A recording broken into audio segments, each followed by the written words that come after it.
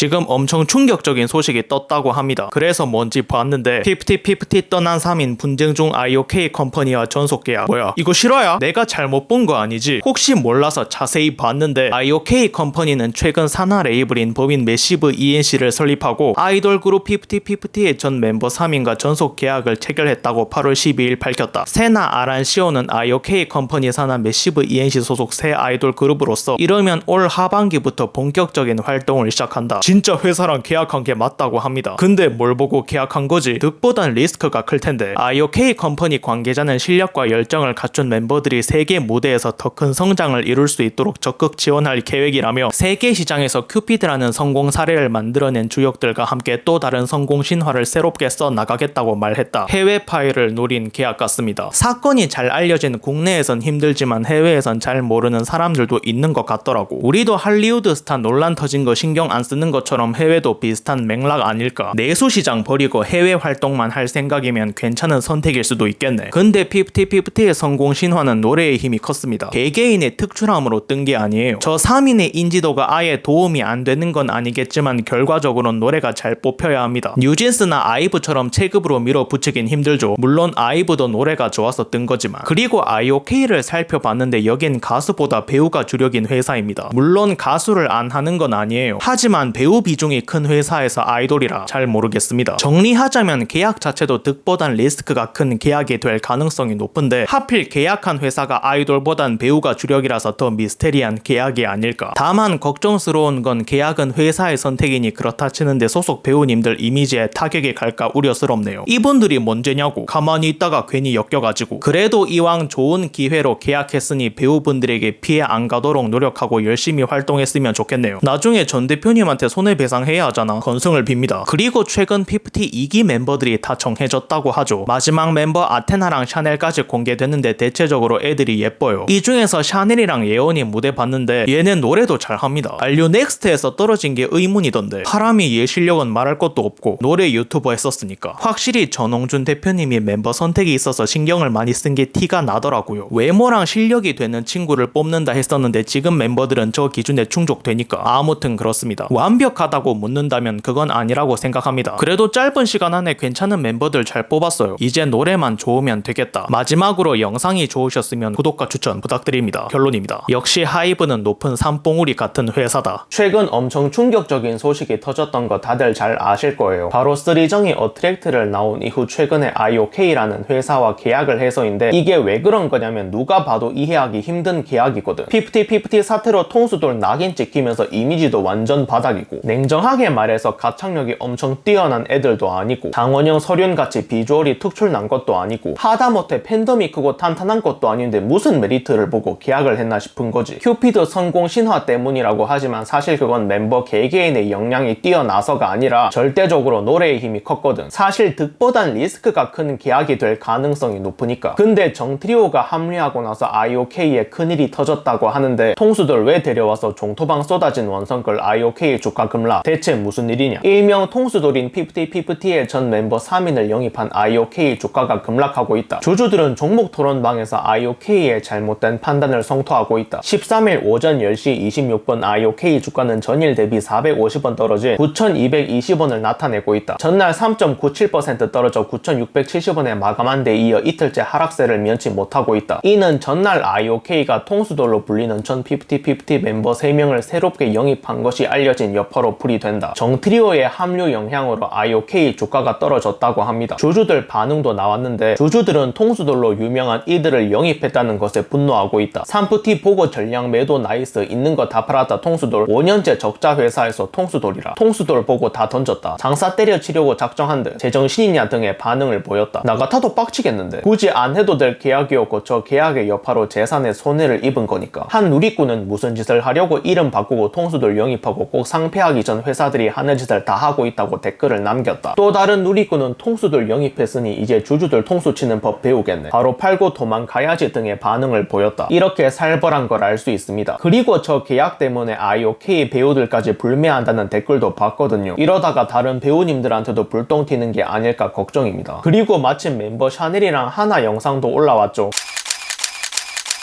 진짜 깜짝 놀랐습니다. 샤넬이가 이쁘게 잘 나온 것도 잘 나온 건데 디렉터 진짜 누굽니까? 영상 색감이랑 분위기랑 구도까지 진짜 미쳤는데. 그리고 하나 소개 영상은 아이디어도 좋고 참신하더라고요. 나만 그렇게 생각하나? 진짜 멤버들 한 명 한 명 엄청 신경 쓴 게 느껴집니다. 어트랙트 1 너무 잘하는데 진짜 기대됩니다. 참고로 50-50 컴백일이 9월 20일입니다. 정트리오도 하반기 컴백한다고 하던데 50-50가 성적에서 확실하게 이겼으면 좋겠네요. 사실 지는 게 더 힘들 것 같긴 해. 아무튼 그렇습니다. 이건 개인적인 생각인데 정트리오 너네도 9월에 컴백하는 거 어떠냐? 그나마 관심 좀 받으려면 9월 컴백이 나을 수도 있다고 보는데 다른 날 컴백하면 노래 안 듣는 사람들이 더 많을 수도 있거든. 근데 같은 시기에 컴백하면 비교하면서 듣거나 궁금해서 듣는 사람들도 생길 거고 서사도 있어서 화제성 장난 아닐걸. 힙합에선 디스전을, 축구에선 라이벌전을 마케팅으로 이용하는데 K-팝도 이런 거 있는 게 나쁠 건 없다고 봅니다. 어떻게 생각합니까? 마지막으로 영상이 좋으셨으면 구독과 추천 부탁드립니다. 결론입니다. 둘 다 9월에 컴백하면 상황 자체는 되게 재밌을 듯. 최근 연애 뒤통령 이진호님이 50-50 2기 멤버 관련 비하인드를 알렸다고 합니다. 저도 영상을 봤는데 내용이 상당히 흥미롭더라고요. 우선 가장 먼저 소개 영상에 나온 아테나에 대해서 이야기를 하는데 외부에는 3개 국어를 할 줄 아는 멤버로 잘 알려져 있지만 실제로는 5개 국어를 할 줄 안다고 합니다. 한국어와 영어 그리고 스웨덴어는 네이티브 수준으로, 그리고 중국어와 스페인어 경우에는 네이티브 수준까지는 아니지만 일상생활에서 전혀 문제없이 회화를 구사할 정도로 실력이 있다고 합니다. 얘는 언어 천재구나. 그리고 멤버 선발 관련 비하인드가 있었는데 일단 외부 지인들의 소개가 있었다고 합니다. 영상을 통해 굉장히 짧은 시간 아테나를 접했음에도 불구하고 매력적이었던 모양새입니다. 하지만 걸리는 점이 있었는데 아테나라는 친구가 한국이 아닌 스웨덴에서 거주를 하고 있었기 때문입니다. 그래서 어트랙트에서는 굉장히 조심스럽게 혹시 오디션을 볼 수 있겠느냐 이러고 한국 와서 오디션 보고 멤버 발탁이 된 거죠. 게다가 엄청난 재능을 타고났다는데 연습생 경험이 없었기 때문에 녹음에 대한 경험 자체가 없었던 겁니다. 그런데 녹음을 반복해서 하다 보니까 이 친구의 실력이 정말 일취월장해서 높아졌다. 이 정도면 재능이지. 앞으로 얼마나 성장할지 정말 기대됩니다. 그래서 그 부분에 대해서 욕심이 난 전홍준 대표가 정말 셀 수 없이 추가 녹음을 반복하면서 앨범 퀄리티를 높였다고 합니다. 그리고 샤넬과 예원이 이야기도 나오는데 그런데 사실 50-2기에 지원을 했던 알류 넥스트 지원자들은 무려 5명에 달했다고 합니다. 전홍준 대표가 워낙 멤버들의 보컬을 중요시하다 보니까 유독 보컬에 집중을 했다고 하는데요. 결과적으로 치열한 경쟁을 뚫고 샤넬과 예원이 합류하게 된 배경에는 빼어난 외모도 있었지만 보컬이 결정적인 역할을 했다. 참고로 샤넬이랑 예원이는 알류 넥스트 때 영상 유튜브에 나오니까 한번 보고 오시는 것도 추천드릴게요. 실력은 확실합니다. 마지막으로 하나는 어땠냐? 노래를 굉장히 잘하는 친구로 알려졌기 때문에 어트랙트에서도 기대가 굉장히 높았다고 합니다. 실제로 오디션 진행 당시에도 굉장히 빼어난 음색과 노래 스킬 때문에 주목을 받았다고 합니다. 하지만 변수가 있었는데 아이돌 멤버로서의 욕심이 상대적으로 덜했던 모양새입니다. 그러니까 아이돌할 생각이 그다지 없었던 거지. 그의 재능을 눈여겨봤던 어트랙트 입장에서는 하람양을 발탁하기 위해서 커뮤니케이션도 하고 적극적으로 설득까지 했는데 쉽지가 않았다고 하는데요. 그런데 어느 날 하람양이 자신의 방문을 활짝 열고 엄마 아빠 나 아이돌 하고 싶다 이렇게 우여곡절 합류하게 되면서 5명이 정해졌다고 하네요. 아무튼 그렇습니다. 개인적인 생각은 멤버들 외모가 대체적으로 다 예뻐요. 한 가지 아쉬운 건 장카 유설같이 팀의 심볼이 될 만한 비주얼 멤버가 있었으면 더 좋지 않았을까. 근데 없어도 괜찮아요. 뉴진스나 르세라핌도 그런 멤버 없지만 인기 많고 잘 나가잖아. 필수는 아니라고 봅니다. 그리고 정트리오가 하반기에 활동한다는 거 보고 안 좋게 보는 사람들도 있던데 저는 오히려 잘 됐다고 생각합니다. 이건 어트랙트와 50-50 2기가 더 잘 될 수 있도록 도와주는 거예요. 작년 50-50 사태 이후로 2기에 대한 대중적인 관심이 사그라들고 있었는데